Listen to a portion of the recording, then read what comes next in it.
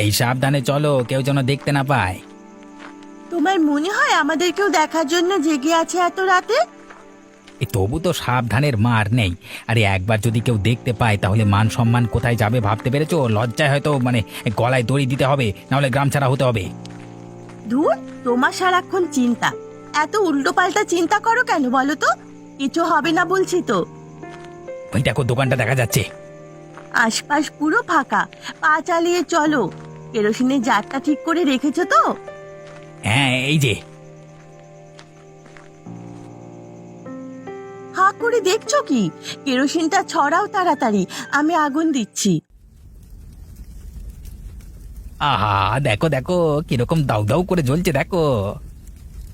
দেখেও শান্তি, শয়তানগুলো দোকান দেবে। এত বড় সাহস! তারপরে মাথার উপরে উঠে নাচবে। দুদিন হলো গ্রামে এসেছে, ওদের এত বড় সাহস! কাল দেখবে কি হয়।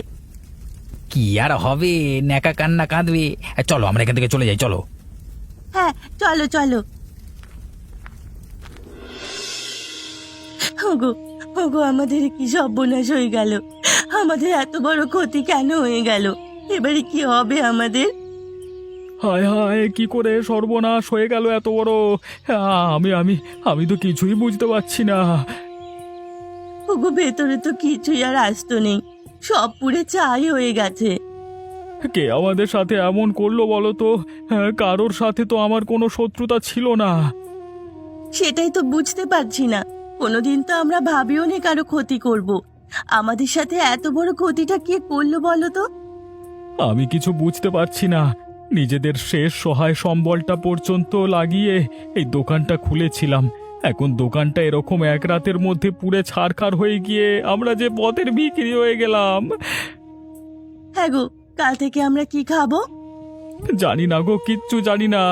ভরসা পাচ্ছি না। দেখো, দোকানটার দিকে আমার চোখ তুলে তাকাতে ইচ্ছে করছে না। চোখ ভিজে যাচ্ছে জলে। এভাবে কি কেউ কারো ক্ষতি করতে পারে?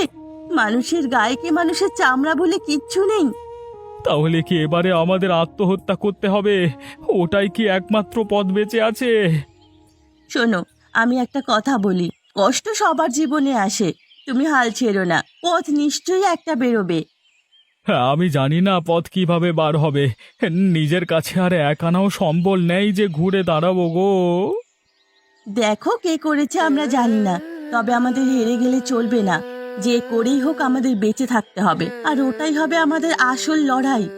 তোমার পাশে আমি আছি। পরিস্থিতি যতটাই কঠিন হোক, আমি তোমার পাশে থাকবো।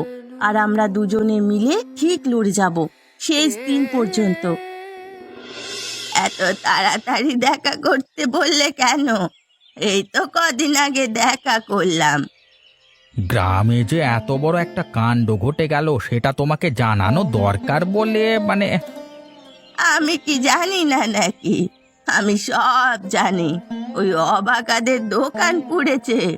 বেচারাদের কষ্টের আর শেষ নেই। কিন্তু এর পেছনে জড়িত আছে কিছু লোক, আমার সেটাই মনে হয়। কি বলছো কি তুমি? কিছু জানতে পেরেছো নাকি? তুমি তো জানো আমি শুধুমাত্র তোমার সাথেই আসল রূপে মিশি, বাকি সবার সাথে মেলামেশা করি অন্য ব্যবহারে। হ্যাঁ, ইয়া। হ্যাঁ, তোমার গোয়েন্দাগিরির করার বাতিকটা আর গেল না। যদি কিছু উপায় করতে পারতে তাহলে না এক কথা ছিল। কথায় কথায় একটা বিষয় জানতে পেরেছি। কি কথা শুনি? এই আমার মনে হয় এত বড় কাণ্ডটার পেছনে পলাশ জড়িত আছে। আর ও একা জড়িত নেয়, সঙ্গে আছে ওর বউ। কিভাবে বুঝলে? যেদিন দোকান পুড়ে যায় সেদিন দুপুর বেলায় আমার সাথে দেখা করে বলেছিল, যদি দোকানে যাওয়ার হয় আজ কি চলে যাও, কারণ দোকানটা থাকবে না। আর তাই হলো, রাতের বেলায় দোকানটা পুড়ে ছাই হয়ে গেল। কিন্তু তুমি এত কিছু কথা ওর পেটের ভিতর থেকে বার করেছো, কিছু বুঝতে পারেনি তো? বুঝতে পারলে আবার তোমারই ক্ষতি করবে। আরে তুমি নিশ্চিন্তে থাকো, এমনি এমনি তোমার সাথে এরকম লুকিয়ে দেখা করি নাকি? ওরা আমাকে চরিত্রহীন বুড়ো ভাম বলে চেনে। ওরা কোনোদিন আমার আসল রূপ সম্বন্ধে জানবে না। হ্যাঁ, এমন করছো যেন তোমার আসল রূপ শুধু একা আমি জানি। আরে জানোই তো তোমার কাছে কোনো কিছু লুকিয়ে রাখি নাকি কোনোদিন, হ্যাঁ, নাকি লুকাতে পারি? তোমার সাথে আমার কিসের সম্পর্ক, মানে সততার সম্পর্ক।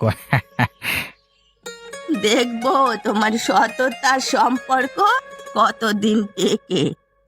আরে ভরসা করতে পারো, তোমারও কেউ নেই আমারও কেউ নেই, বাকি জীবনটা দুজনে একসাথে কাটিয়ে দেবো এভাবেই। এভাবেই লুকিয়ে লুকিয়ে দেখা করে? একদিনে সব দেখা সাক্ষাতের ঝামেলাই থাকবে না, আমরা একসাথে থাকবো, দেখো। তুমি যে কথাটা বললে সেটা ভাবনা চিন্তা করে দেখলাম, বুঝলে তো। কোন কথাটা শুনি? ওই যে পলাশের শয়তানির ব্যাপারটা। কি বুঝলে? মনে হচ্ছে কিছুটা হলেও বুঝতে শুরু করেছি। কেমন শুনি? না হলে কি আর পর পর 2 দিন তোমার সাথে দেখা করতে চাই?